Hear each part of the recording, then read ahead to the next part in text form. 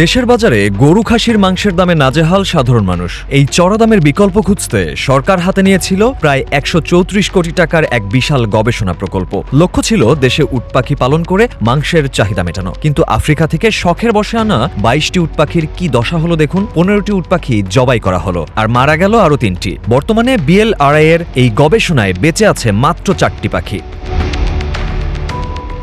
২০১৯-২০ অর্থ বছরে শুরু হওয়া পোল্ট্রি গবেষণা ও উন্নয়ন জোরদারকরণ প্রকল্পের মূল উদ্দেশ্য ছিল বাংলাদেশের আবহাওয়ায় উটপাখির অভিযোজন ও বাণিজ্যিক সম্ভাবনা যাচাই। প্রকল্প পরিচালক ছিলেন প্রধান বৈজ্ঞানিক কর্মকর্তা ডক্টর সাজেদুল করিম সরকার। কিন্তু মেয়াদ শেষ হলেও আসেনি কোনো আশানুরূপ ফল। উল্টো খোদ গবেষক ও বিশেষজ্ঞরা প্রশ্ন তুলেছেন গবেষণার নামে ২২টির মধ্যে ১৫টি পাখি জবাই করার যৌক্তিকতা নিয়ে।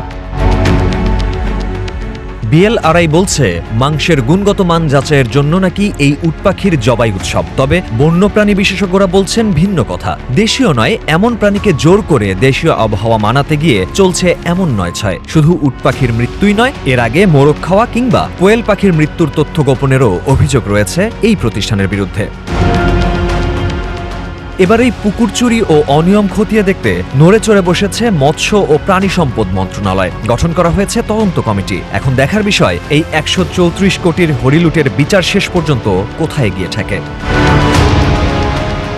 Mahfuz Arefin, green TV digital.